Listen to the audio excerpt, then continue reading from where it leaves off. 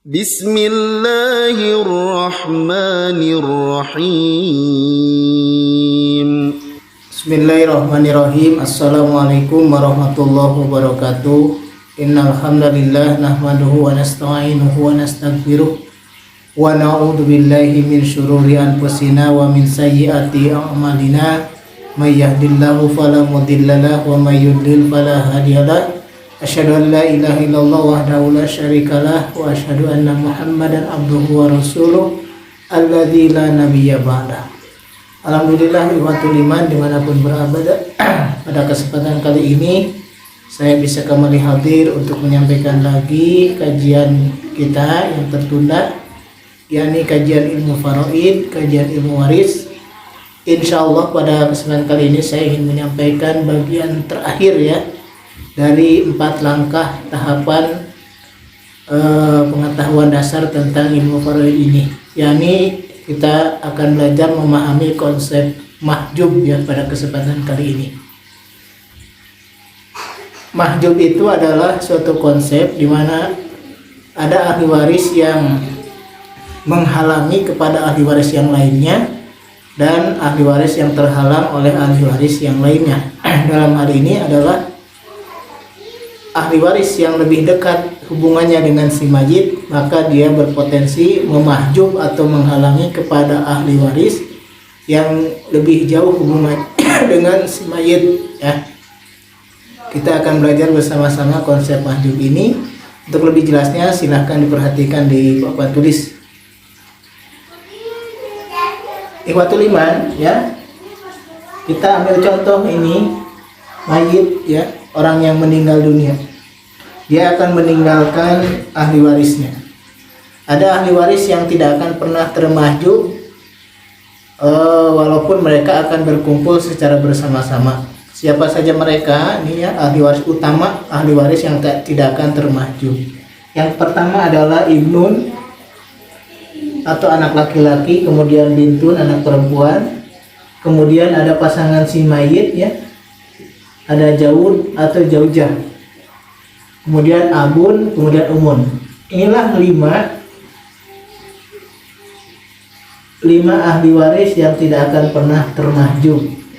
Meskipun mereka semua ada, maka mereka akan mendapatkan bagiannya masing-masing ya.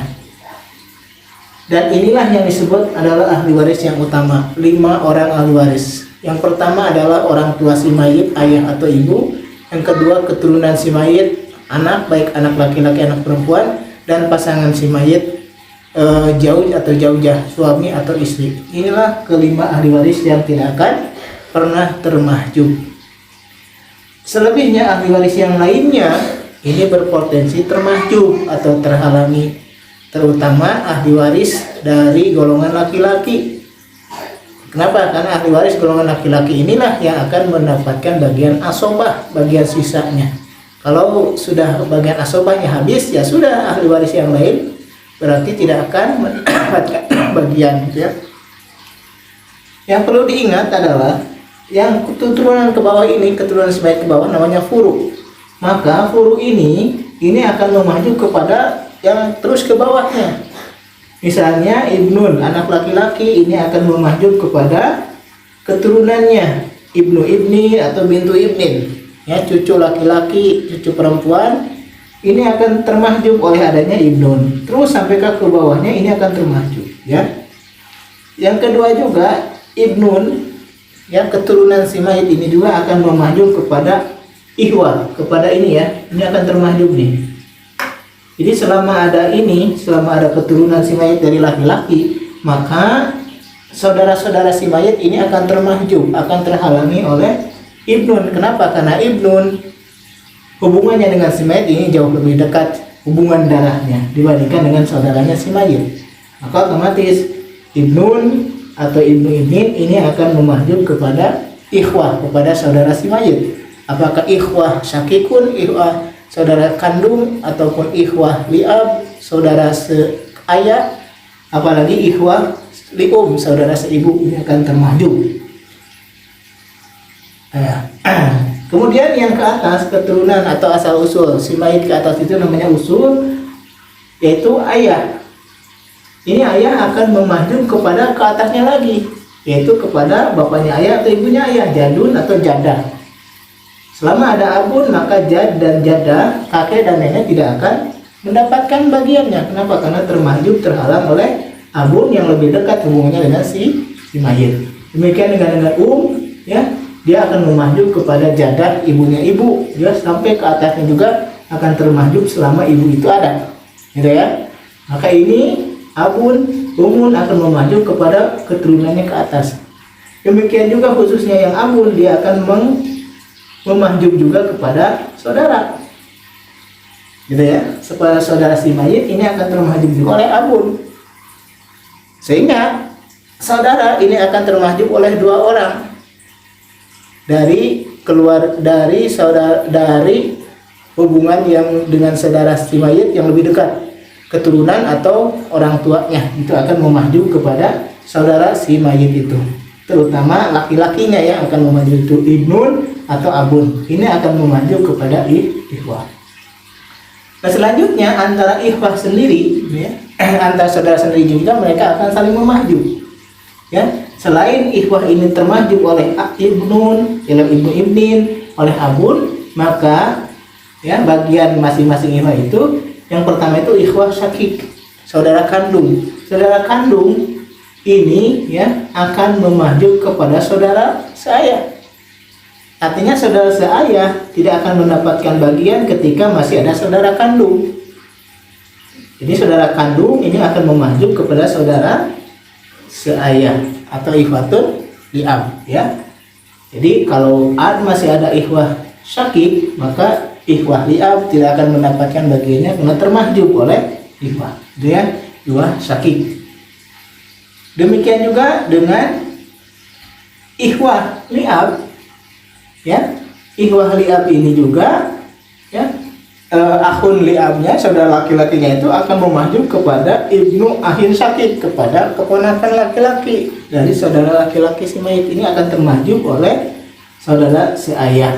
Saudara laki-laki seayah akan memahjub kepada ibnu ahin syakik, kepada anak dari saudara laki-laki kandung atau keponakannya si mayit terhalang oleh saudara seayah si mayit, gitu ya.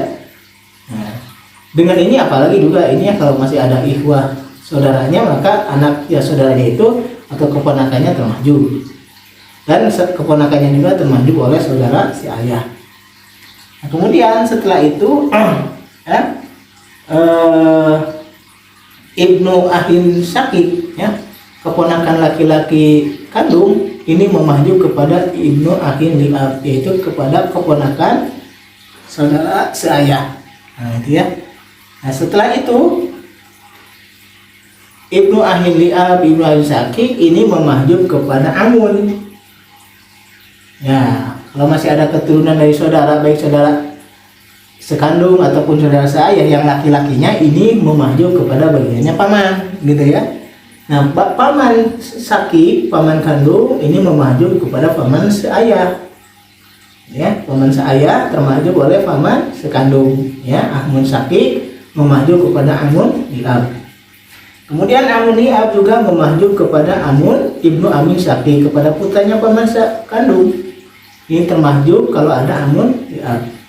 Apalagi oleh amun syakik sendiri, oleh orang tuanya sendiri, ya termahjub.